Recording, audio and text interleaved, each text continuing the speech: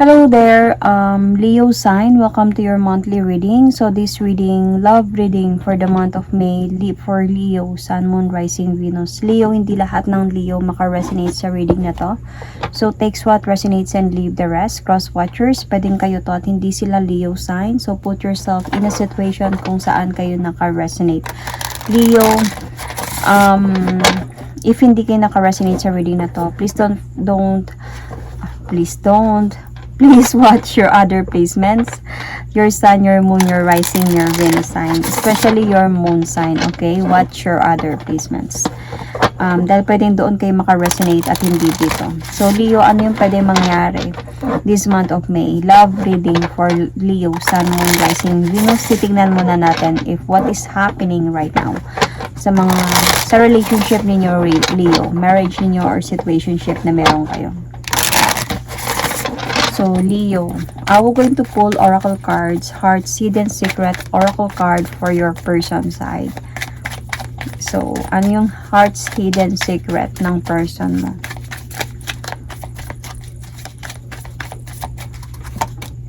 Past life, deja vu, repeated patterns, karmic lessons.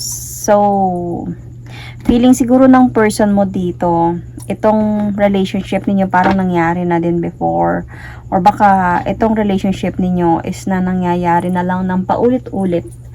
Parang kung ano yung situation ninyo, Leo, parang paulit-ulit na lang yung dahilan, paulit-ulit na lang yung away. Could be parang ganon. Okay?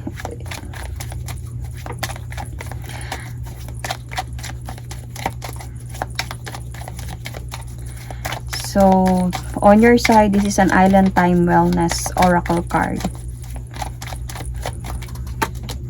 Abundance. Keep positive mindset. Manifest exactly what you want. Gratitude and bliss. Or it's either, Leo, itong nangyayari sa buhay niya, siguro feeling niya, siguro feeling niya, palagi na lang nangyayari to sa kanya. Example, nagkakaroon siya ng relationship, whether ikaw man to or ibang person, siguro before pa, tapos nabibigo lang siya, nawawala lang sa kanya, tapos nagkakaroon naman siya ng ibang relationship. Could be there's a possibility same reasons, ganun din, hanggang nag-break up din. Kasi parang feeling niya, repeated patterns to. Might be this is part of his or her karmic lessons sa buhay niya kung bakit nangyayari to sa kanya. So, baka, siguro this person is quite, may paniniwala siya pagdating sa mga spirituality like me. So, he knows past life. Could be he or she.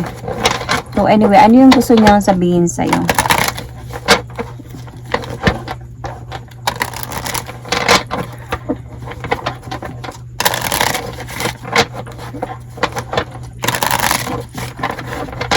Ano yung gusto niyang sabihin sa'yo?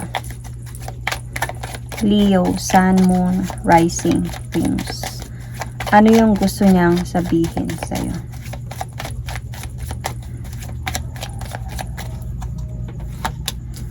I know I mess up everything. See?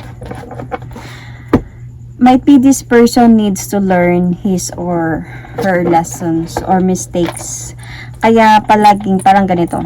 Kaya palaging nangyayari itong mga bagay na to sa buhay niya ng paulit-ulit. Like, ilang beses na siguro might be this person really want to have a successful relationship. Kaya lang hindi talaga na kukuha, hindi niya talaga nakukuha talaga yung right person na gusto niya because of might be the repeated patterns on what happened sa kanya during his or her past life. Siguro nasa point na nagkakaroon siya man ng mga deja vus on what is happening sa kanyang past life, and feeling niya parang, alam mo yung deja vus, yung parang pag nakikita mo yung nangyayari like right now na nasa point ka na kumakain kayo sa restaurant, tapos masasabi mo na wait lang, parang nangyari na to noon, hindi ko lang alam kung kailan, pero feeling ko nangyari na to, parang ganong mga bagay. So might be because nangyari yon sa past life niya.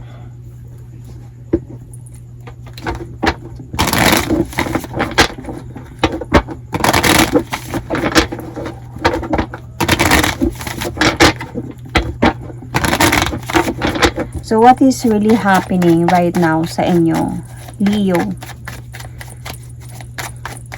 Sun, Moon, Rising, Venus. Ano nangyayari sa inyo, Leo? Kasi feeling ko, on your part, you are trying to move on na din. Kasi nagpo-focus ka sa abundance mo dito eh.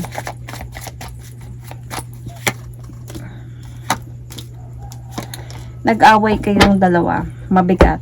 Nakakapagod.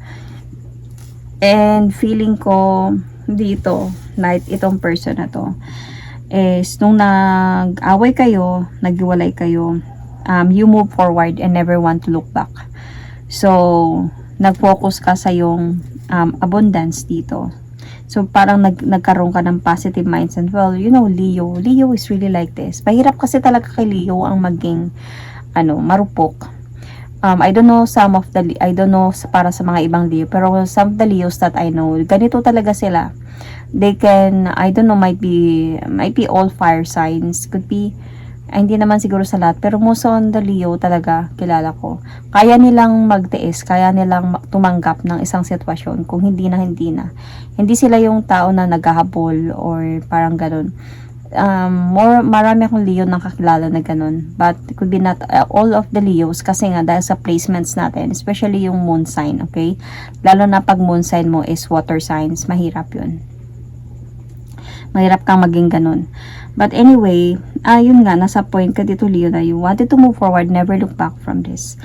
And you just really wanted to focus na lang talaga sa abundance mo, sa life mo. And might be feeling ko din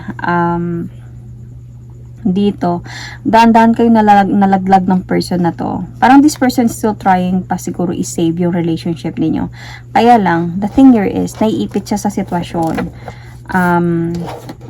Kaya, ikaw na siguro yung umiwas dito. You ended the cycle to have changes in your life na din. Kasi hindi mo din na-appreciate yung mga nangyayari. Parang feeling mo bigat na nito. And siguro hindi naman siguro once lang na nangyari. Gumib up ka na agad. Siguro nag-try ka pa.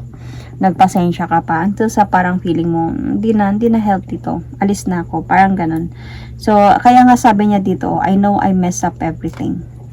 So let's see ano ba talagang reason dito, anong meron.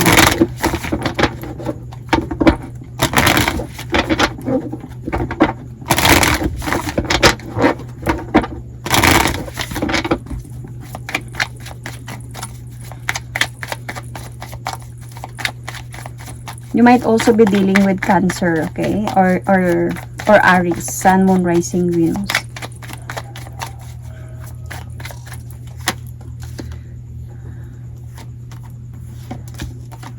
Or Pisces. I think also Pisces or Cancer talaga dito. Kasi these people are very sensitive, very open sila pagdating sa mga ganyang mga bagay. So, itong person na to, dumating kasi talaga sa point na hindi na naging masaya yung relationship ninyo. And then, tapos yung person na to, feeling ko lang, naging cold yung connection ninyong dalawa. Kaya itong person na to, feeling ko ikaw, parang na-bored ka dito sa relasyon ninyo kasi parang feeling mo, walang patutunguhan, parang feeling mo dito na hindi siya aabot ng victory in life. Though yung person mo, yun naman siguro yung gusto niya mangyari, kaya lang siguro na-bored ka. Feeling mo siguro, Leo, walang adventure itong relationship na to, parang hindi ka lang siguro talaga naging masaya. Might be you are kind of Leo na you want na parang more fun, more passionate, more adventures na relationship, more happy and joy, and yet hindi mo nakukuha siguro to kasi parang feeling ko hindi ka nasiyahan hindi ka naging happy sa relationship, na bored ka, could be nakaramdam ka ng boredom and coldness dito sa relationship ninyo. And that's why you make a decision na umalis muna, mag-isip muna until you finalize na hindi mo na na-appreciate itong relationship na to. Parang feeling mo, cross-watchers, okay? Remember, pwedeng kayo to at hindi si Leo. So, Yun. Pero yung person mo, sabi ko nga kanina, nag-try naman din siguro siyang i-save to. And ikaw naman din siguro nag-try ka din na baka meron pang ikakasaya itong relasyon na to. But then, parang feeling mo na talaga siguro na wala nang new beginning na mangyayari dito. Lalo na siguro kung yung person mo is meron siyang past. Meron siyang past, could be like meron siyang responsibility, baka may anak, baka father to, baka and then more on focus siya sa trabaho niya dahil may mga pinag-aaralan siya, ganun. Ano na ba tawag dito? Meron siya mga ginagastusan, kailangan niya magtrabaho para sa mga anak niya. Tapos biglang nasa point na nakakaramdam ka na, Leo, they want na to prioritize them. Talaga. So, ever I am your queen, I am your king, prioritize me, hindi pwedeng ganyan. So, hindi naman sa you disagree about having child or having children. But then, siguro nandun lang talaga kayo sa point na sa sobrang niya sa pagiging father niya or sa responsibility niya sa buhay niya, dun ka na bored, So, it's just like that. Could be, it's not really just meant to be. And feeling ng person na to, parang nangyari na to sa akin before. Bakit nangyayari to palagi sa akin? Bakit parang ganon? Ano bang nagawa ko? Parang ganyan. And siguro, nakaramdam din siya dito na baka may mali talaga ako. Baka I mess up everything. Nasaktan ko siguro si Leo. Parang ganon. Ano ba yung nararamdaman niya para sa'yo, Leo? Let's see. Ano yung nararamdaman niya for you, Leo?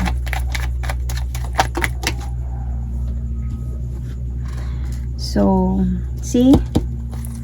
Ito talaga yung nakikita kong problem niya is the family and the responsibility. So, there is a possibility na dito siya nagpo-focus siguro sa kanyang mga anak, sa trabaho niya, sa pagiging tatay niya. Though, minsan nandyan naman din siya sa'yo. Pero, yun nga, nati-juggle siya. Minsan dito siya sa'yo, minsan dito siya sa isa. Kumbaga,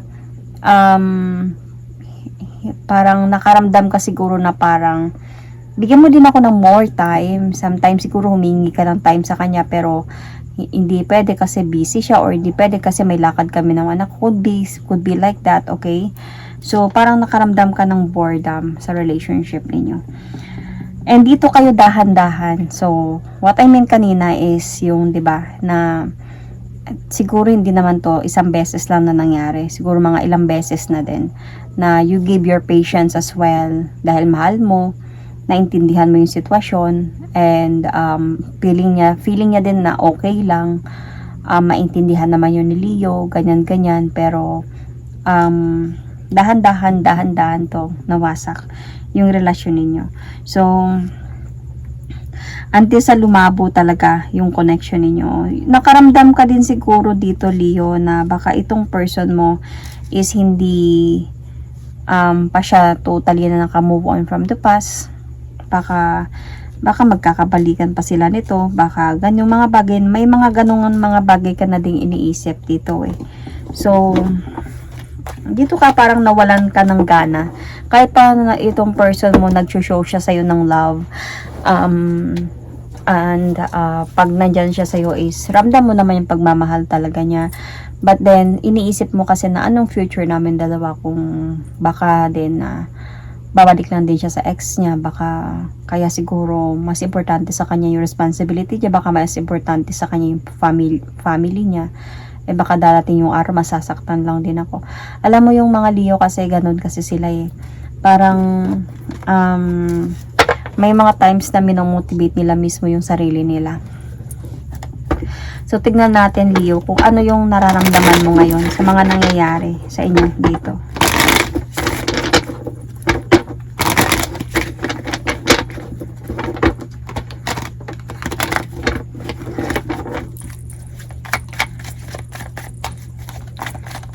So, you might also be dealing with an Aquarius, Gemini, or Libra, Sun, Moon, Rising, Venus. Wait. Dami. What is your feeling right sa mga nangyayari sa inyo ngayon?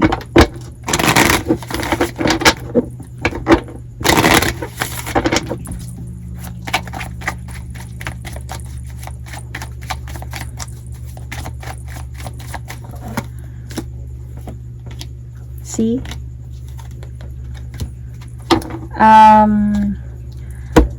I can see here, meron din feeling yung person mo dito na parang naramdaman niya din yun. Yung nung time talaga na nawalan ka na ng gana, parang na-bored ka na. Naramdaman niya din yun na parang dahan-dahan ng nawawasak, nag-fade yung relationship na to. Though, yun na nga, nakita ko dito na feeling niya, hindi pa din siya sure sa mga pwedeng mangyari sa inyo. Feeling niya, nadjajuggled siya between his family responsibility and you. So, yung feeling mo din dito, na-disappoint ka talaga, parang feeling mo di mo na-appreciate itong relationship na to, itong kind of relationship na to. Because you really want to marry. You want to marry this person. If this person do really love you, gusto mo, kayo talaga magkatuluyan, magpakasal kayo. And yet, feeling ko, hindi mahirap mangyari yon because of maybe this person has passed. Might be past marriage. As nakita ko dito, may family siya and this person is matured person. Meron siyang past. So, you love each other. Alam mo yun, minahal mo naman din talaga siya. Pero, thinking about, nandito sa'yo, malakas yung intuition mo dito. Thinking about na parang malabo. Meron kang feeling dito na parang ang labo mangyari na magpakasal kami dahil sa meron siyang past. Dito mo hindi na-appreciate yung relationship ninyo. Dito ka dahan-dahan na parang nawawala ng gana. Thinking about that. Okay? Pero, yung pagmamahal sa person na to, alam mo na mahal mo siya. Ramdam mo yun na mahal mo siya. Tsaka mahal mo din naman siya. As a point na yung mga pangako niya din sa'yo, ramdam mo din naman talaga yun. Ikaw lang mismo talaga umiwas dito. Parang mas pinili mo na lang yung sarili mo kasi hindi mo nakikita yung future together with this person. Dahil parang feeling mo malabo. Parang feeling mo nakikipag-kompetensya ka. Could be sa mga anak niya or sa mga ginagastosan niya sa buhay. So, parang feeling mo option ka lang talaga. So, ito yung nararamdaman. Parang nagiging practical ka lang ba, kumbaga. So, itong person mo, parang sinasabi niya sa'yo na, I know I mess up everything. For you, hindi yun. He did not. Andun lang sa point na siguro, yung pag-alis mo dito, Leo, hindi mo na in-explain sa kanya na kung bakit, ganito, ganyan. Parang you just walk away and nag-focus ka na lang talaga sa sarili mo, sa abundance mo. And siguro kaya yun yung naiisip niya din. So, tignan natin kung ano yung pwede mangyari this month of May for you, Leo, Sun, Moon, Rising, Venus.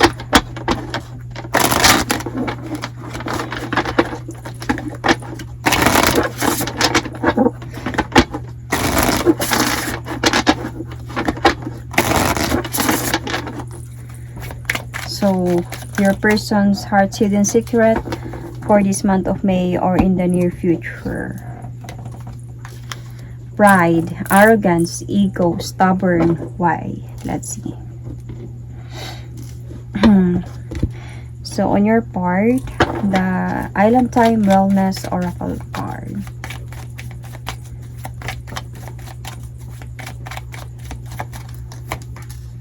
Lightning, sudden change, shocking news, surprise. So, transformation. Let's see. Ano yung pwedeng gustong sabihin sa'yo? Possible na gustong sabihin sa'yo ng person mo this month of May or in the near future. We both know I am not the one for you. So, see? Told you. Anyway, let's see. Ano yung pwedeng mangyari this month of May for Leo, Sun, Moon, Rising, Venus?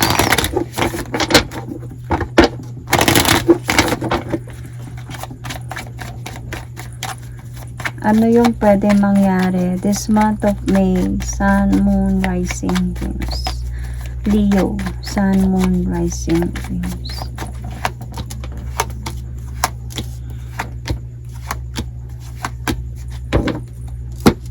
Okay. Leo.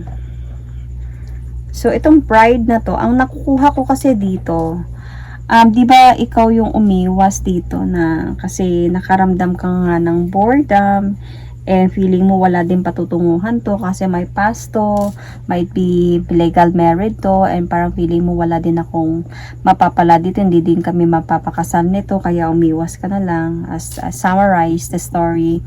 And then siguro dito sa lightning na to, sudden change or shocking news might be as sabi na nga ng person mo dito, we both know that I am not the one for you. Siguro you have expected somehow from this person na bumalik sa'yo, na magparamdam sa'yo na ikaw yung pipiliin niya, na sa pag-alis mo ma-realize niya kung gaano kanya kamahal, but yet instead of doing that, nagpatuloy siya sa buhay niya. So, dito ka parang na-confuse. Wait lang. Teka, minahal niya ba talaga ako? Parang ganon. Parang nakaramdam ka ng parang, parang unfair naman. Parang ganon. Parang, syempre, Leo. Gusto ng mga Leo that they are, parang, gawin sila as like ipa-priority sila yung alam mo yung mga gusto ng mga Leo, mga compliments, yung hindi naman lahat ng Leo ha, pero gusto nila yung ma-appreciate sila sa mga ginagawa nila, yung kung aalis man sila, however Leo love chasing, kung yung hahabulin sila or something na lalo na pagdating sa love could be like that. So kumbaga dapat ma-realize mo yung ginawa ko. Dapat habulin mo ako, balikan mo ako, or kunin mo ako balik kasi mahal mo ako. Sa ginawa kong ito, dapat ma-realize mo na mali ka. At ako yung, kumbaga, itong relationship natin is importante to. At hindi ka papayag na mawala ako. Parang ganun. Kaya lang, ang nangyari dito, nagpatuloy siya sa buhay niya. And dito ka pa na-confuse. Wait lang, I thought na babalik siya. Kasi dito, you expected na mag-o-offer siya sa'yo ng new beginning. You expected na mag-o-offer siya sa'yo ng love, commitment, and feeling mo na parang, wait lang, parang unfair to parang ganon. So,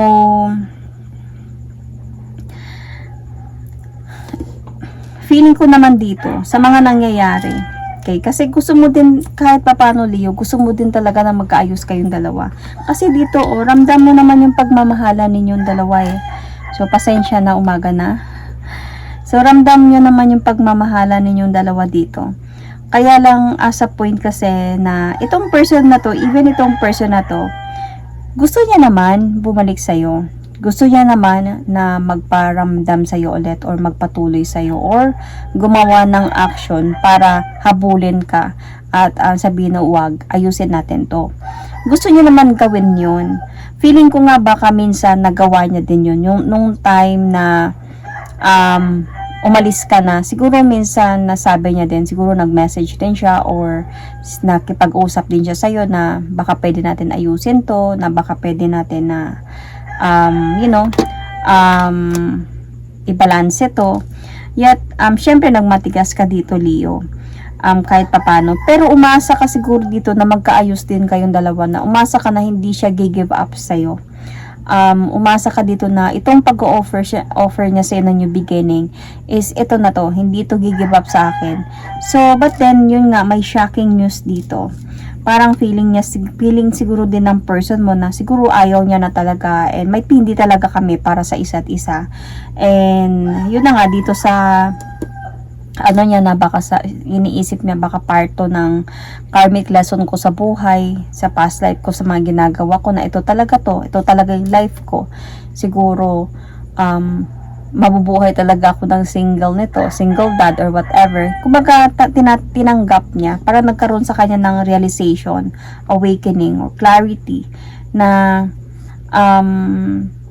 ginawa ko naman yung best ko para kunin siya balik, pero parang hindi talaga siguro kami para sa isa't isa. So, mag-heal na lang ako. Parang ganun. So, nangyari dito, ikaw, nasyak ka sa na parang wait lang. Parang iba, parang hindi na siya nakipag-communicate, hindi na siya nakipag-usap, hindi na siya naghahabol, baka parang biglang nagbago, parang ganun. So, nagpatuloy ka na din sa buhay mo. Parang andun ka sa point na alam ko yung worth ko, alam ko yung power ko, I am the empress, maganda ako, alam ko makakahanap din ako, so kung ayaw niya, di wag, parang ganun. So, kaya yung person mo, nagpatuloy na din siya sa buhay niya, may sa responsibility niya, sa work niya, sa family niya, pero wala siyang ex-wife. I mean, may ex-wife siya, pero hindi sila, hiwalay na sila nito. Hiwalay na sila, hindi na sila nag-usap nito. Siguro kahit na, hindi naman din sila nagkabalikan. Hindi din sila nagkabalikan. Feeling ko lang talaga yung mostly yung naging issue ninyo dito is yung, responsibility niya. Trabaho niya, anak niya could be ganyan, and parang nahahati yung time, could be feeling sometimes na parang you wanted somehow na time nyo lang talaga, pero napupunta pa doon, parang minsan nakakaramdam ka na parang dapat bigyan mo din ako ng time, yung sa atin lang talaga, yung sa kanila though hindi ka naman na somehow parang para sa'yo, hindi naman yun na kumbaga ayaw mo sa kanila, gusto mo, pero minsan gusto mo lang talaga ng kayong time ninyo lang talaga, and siguro naiisip mo din yon, hindi ka naman nagreklamo sa kanya, ang naisip mo lang din talaga na kung ganito man lang lagi, tapos gusto ko sana magpakasal kami dalawa, pero yun nga, siguro legal siya sa ex niya, tapos mahirap kami magpakasal dalawa, parang hindi ko siya maaangkin, yun yung siguro iniisip mo dito, kaya umalis ka. So, summarize lang to trinay niya siguro habulin ka, kausapin ka, ayusin natin to, and then andun sa point na parang gusto mo patunayan niya siguro na kung totoong mahal mo talaga ako, then prove it, parang ganun. So, during those time na nangyari, time comes, biglang na-shock ka, na bakit parang wala na, bakit parang di na siya nag-effort, bakit parang iba na, bakit parang wala na, kasi nga, para sa kanya, naisip niya din, siguro hindi talaga tayo para sa isa't isa din, kaya ganun. So, ikaw naman, you accepted it. So, I'm going to pull an oracle card here. Love message. Okay, you might also be dealing with Aries, Sagittarius, Leo. You might have Libra or Taurus in your placements. Check your placements.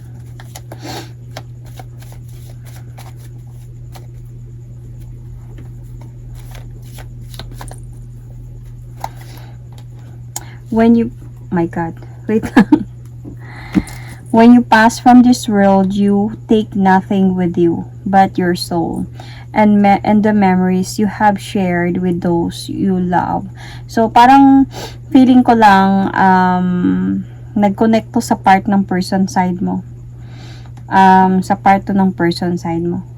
And possible kasi alam mo yung hindi naman lumabas dito yung ex. Walang humahad lang dito. Ang lumabas dito talaga yung responsibility niya, could be anak niya, family niya, ganun. So,